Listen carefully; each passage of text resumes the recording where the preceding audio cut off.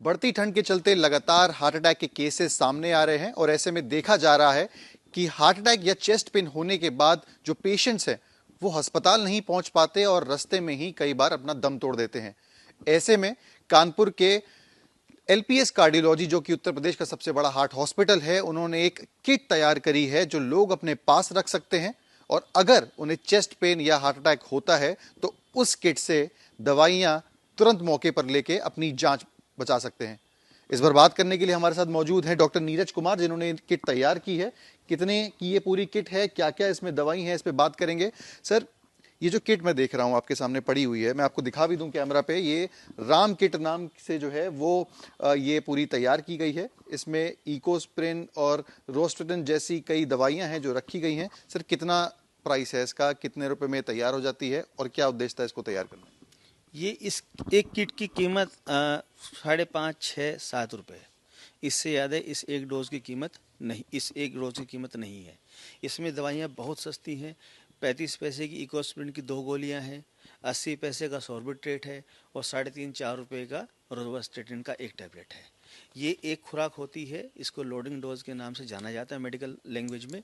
कोई भी पेशेंट जब चेस्ट पेन लेके किसी भी इमरजेंसी में जाता है तो सबसे पहले उसको यही 3 दवाई दी जाती हैं, उसके बाद उसकी जांचें या आगे इलाज को बढ़ाया जाता है। तो इसी को बना के हम लोगों ने ये किट तैयार की है। इन जो यहाँ पे इस किट में दवाइयाँ मौजूद हैं, क्या यही दवाइयाँ आप लोग पेशेंट्स जब यहाँ पे हॉस्पिटल आते हैं हार्ट अटैक के, वहाँ पे भी देते हैं? एग्जैक्टली ये वही सेम दवाइयाँ हैं और ये कुछ नया नहीं है। ये जब से कार्डियोलॉजी का ट्रीटमेंट, एमआई का ट्रीटमेंट स्टार्ट हुआ है, ये तब से ये दवाई प्रचलन में है।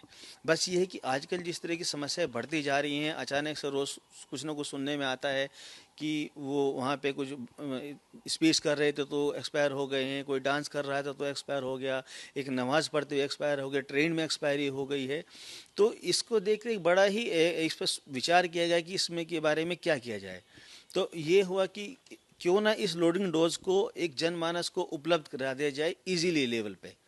उसको ये जानकारी हो जाए कि हमको हॉस्पिटल, अपने घर से हॉस्पिटल तक जाने से पहले अगर हम इस लोडिंग डोज को अपने घर में ही खा लेंगे तो जो काम हॉस्पिटल में 15, 20, 25, 30 या 40 मिनट बाद होना है वो दवाई आप घर से लेके चल रहे हैं।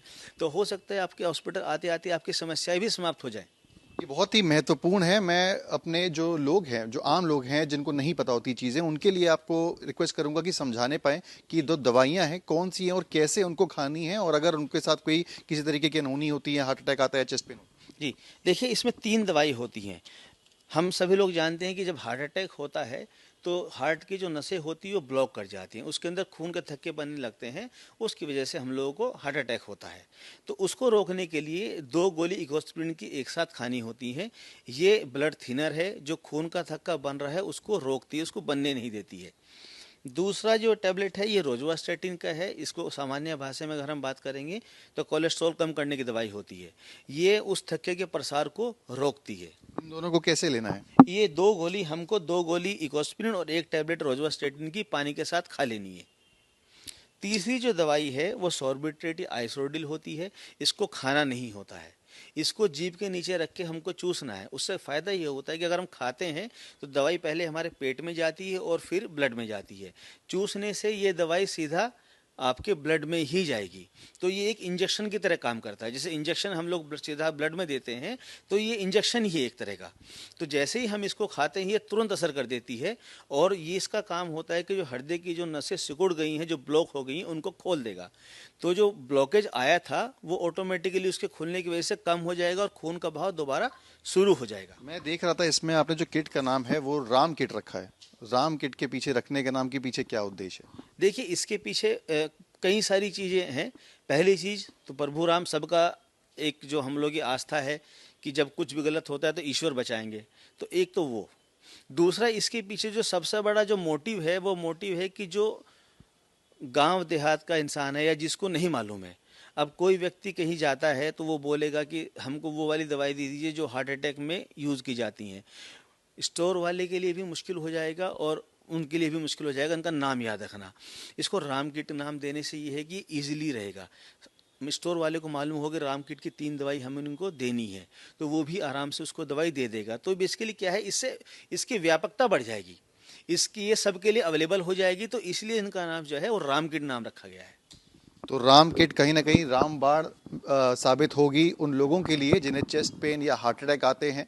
इस किट को संभाल के रखें, अपने पास रखें, नोट डाउन कर लें नाम, और ऐसा अगर कुछ होता है तो तुरंत इसका सेवन करें और अपनी जान बचाएं।